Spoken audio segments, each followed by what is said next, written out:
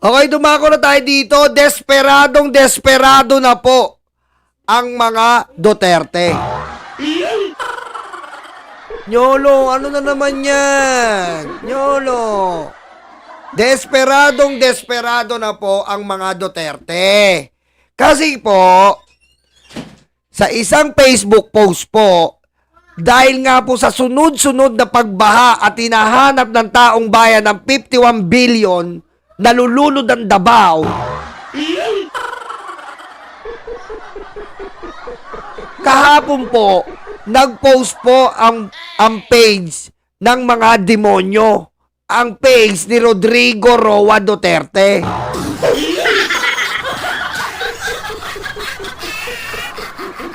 No? Kumbaga, ano to tiga Davao Davaoenyo yung salita, hindi natin mabasa. Ang papakita ko na lang sa inyo, eto po, pinopost po ang accomplishment ni Pulong.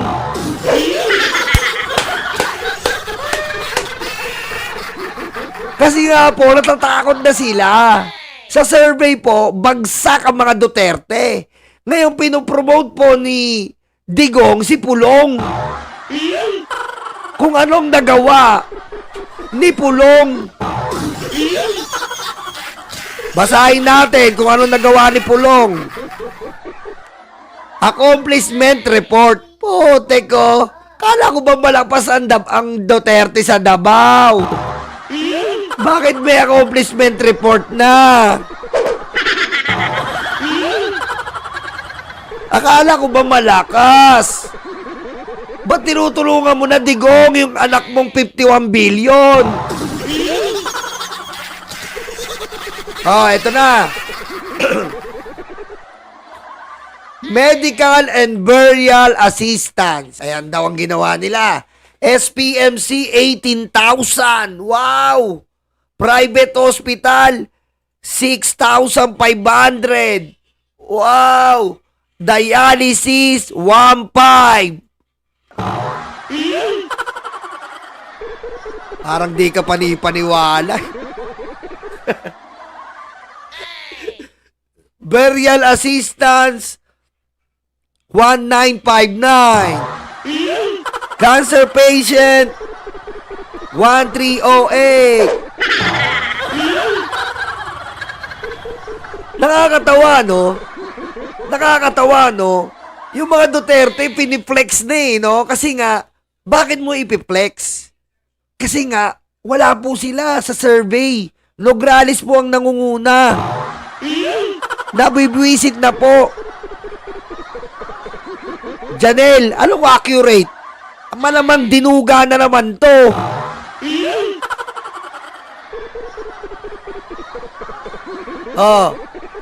Educational assistance, 1,600 college scholars. Putik naman, 51 billion. 1,600 lang scholar mo.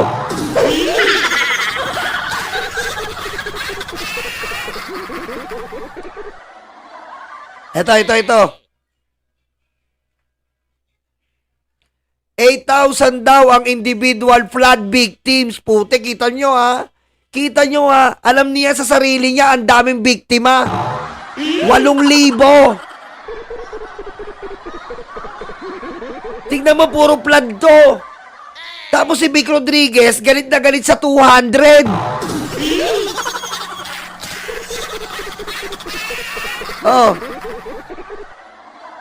8,800 daw individual flood victims assisted. 2,879 family flood victims assisted. Busy. Busy. Ah. So, eto yung pinaparinggan ni Magalong. Di ba?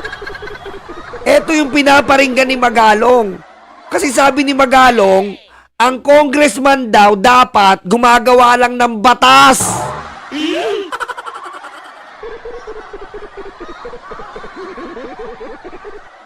Di ba? Eh, ba't may ganito si Pulong?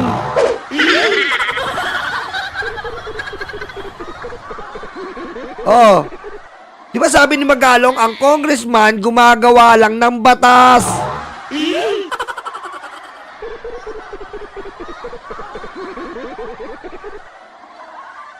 Oh. Family flood victims, 2,800. Parang walang... Ito na. Other services, 35,000 food packs with container. Wow!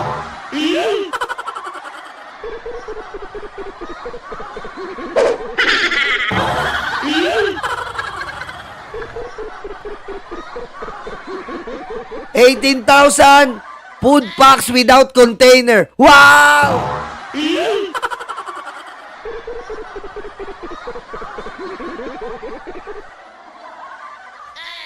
$10,000 pack lunch. Trapong-trapo. Sabi ko sa inyo eh, kung trapo uusapan, etong pinaka-trapo. Wala. Ito lang ang ano nila. Ito lang ang ano nila. Ito lang ang resibo nila. Duterte.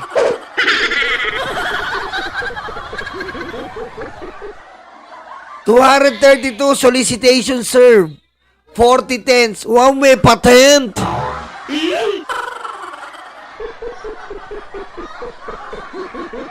Meron pang 58 robbing motorcycle.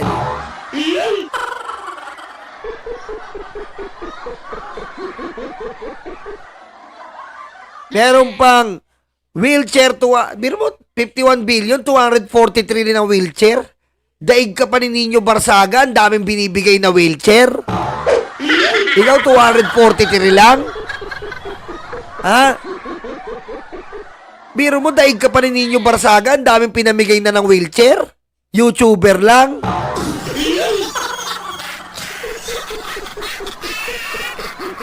Oh, may ano pa, ongoing infrastructure. Ongoing Davao Coastal Road project and 818 meters magtuod flyover project. Wow!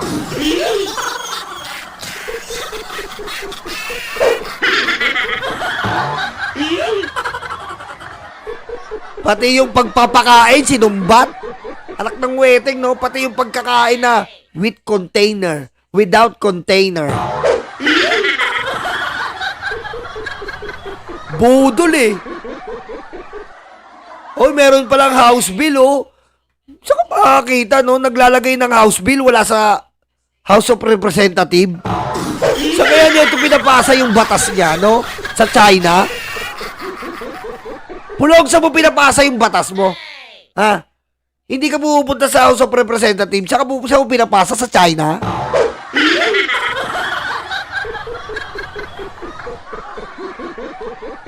Tingnan mo ha. Tingnan nyo po ang House Bill niya. House Bill number 10744. An act mandating elected and appointed official of public offices, including the President at the Republic of Philippines for undergo random drug test.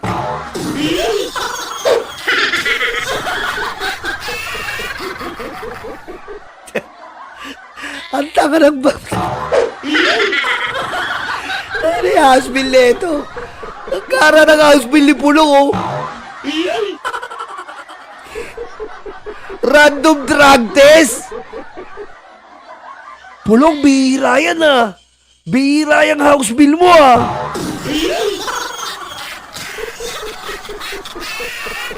Bago to, ah. Ganda ng house bill mo, random drug test.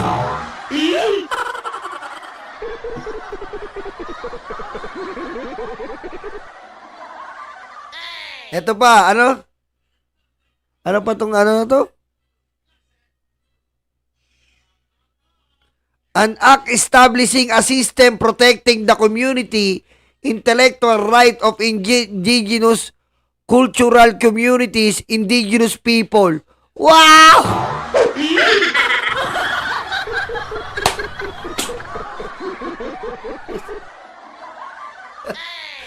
Protecting na house bill niya ng indigenous people. Eh, yung China sinusuportahan nyo. Ang indigenous people. Kailan ba kayo nagpaki sa katutubo? Eh, yung kikibuloy, anong ginawa niyo sa mga katutubo? Pinalayas niyo yung mga katutubo para magkaroon ng Glory Mountain.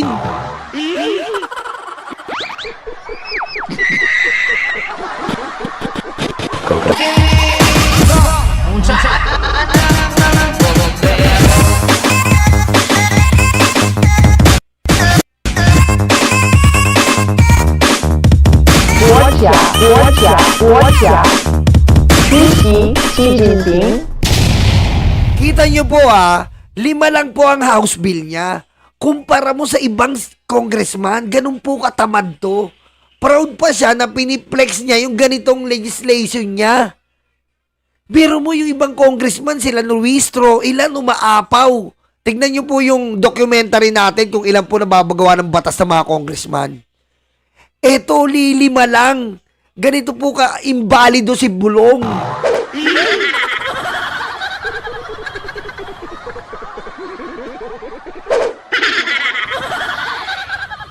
Meron pa siyang house bill, promote greening and forest run rehabilitation and protection at the barangay level, spurring local climate change action, appropriating funds therefore and other. Meron pa siyang ganyan, greening and forest land. Bulong, dagat na yung Davao. Ano pag sinasabi mong greening? Anong sinasabi mong forest land? Waterland na kayo.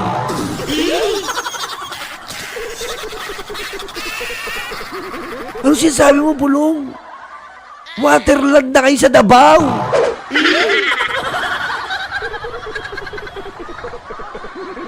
Wala nang ano dyan.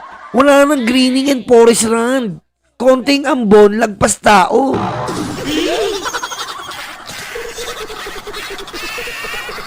Ayan po ang mababasa nyo dito. Ayan Ayan po, pinopromote niya dito ni Digong ang kanyang anak. Kasi nga po, wala na sa survey. Wala na po, patalo na. Pero po sa makakita ng congressman, hindi pupunta ng House of Representative. Nakakuha pa ng 51 billion. Sino ba? Gano'ng kakapal ang mukha mo?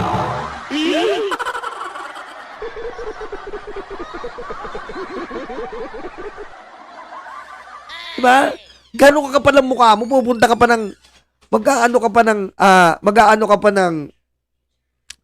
gana ka pang humarap sa mga tao? Hindi ka pupunta ng Congress. Si Casper ka.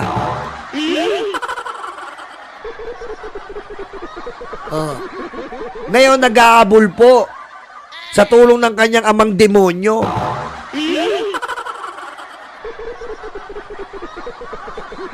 Kaya mga tiga Davao, Migs Nograles, maganda na, matalino pa, valedictorian ng kanyang eskwelahan. Hindi po katulad ni Pulong, sanggano, sindikato. Mag-isip kayo, tiga Davao. Kung gusto nyo lagi kayo pagising nyo, lumalangoy-langoy kayo pagpasok ng trabaho, mga anak nyo, nagsasalbabida na. Iboto nyo yung Duterte. Iboto nyo yung Duterte para lumalangoy-langoy pa rin kayo. Mga tiga Davao. Wala na. Desperado na yung galawan ni Digong, oh. Tignan mo. Pinopromote yung anak niya.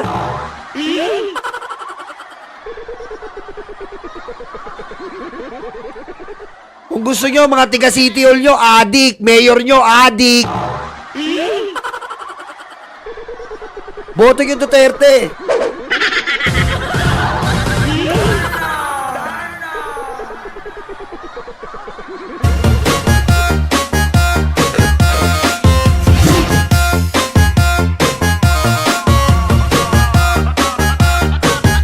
Kaya pa?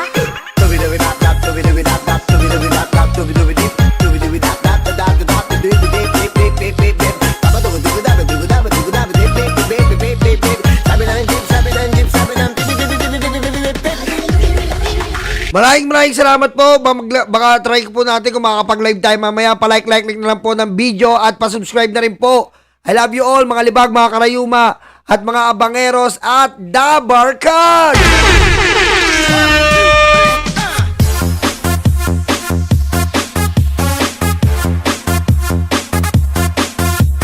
Kita-kita po tayo mamaya.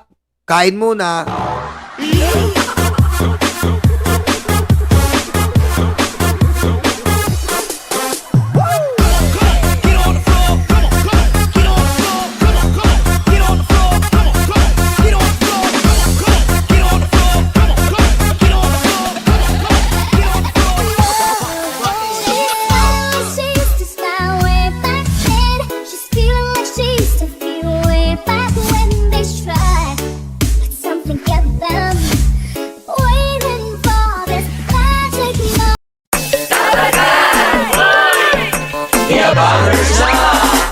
Handa na ba kayo mga Dabarkads? Eto na sila, The Bangers, sa pangunguna ni Tamski. Kamusta mga kababayan ko? Dapat lang malaman nyo, andito si Tamski, ang abang lingkod nyo na magbibigay at maghatid ng mga balitang solido at talagang para sa Pilipino. Hindi rin magpapahuli si Nyolo. Kamusta mga karayuma, Nyolo Bontit at your service. At siyempre, ang muse ng grupo, si Tita Missy. What's up mga libag? Naghilod na ba kayo? Ako nga pala ang inyong Tita Missy, ang impaktang reyna ng mga libag. Mawawala pa naman sa eksena ang VMB family. Kaya mga kalibag, tutok na. The Bangers.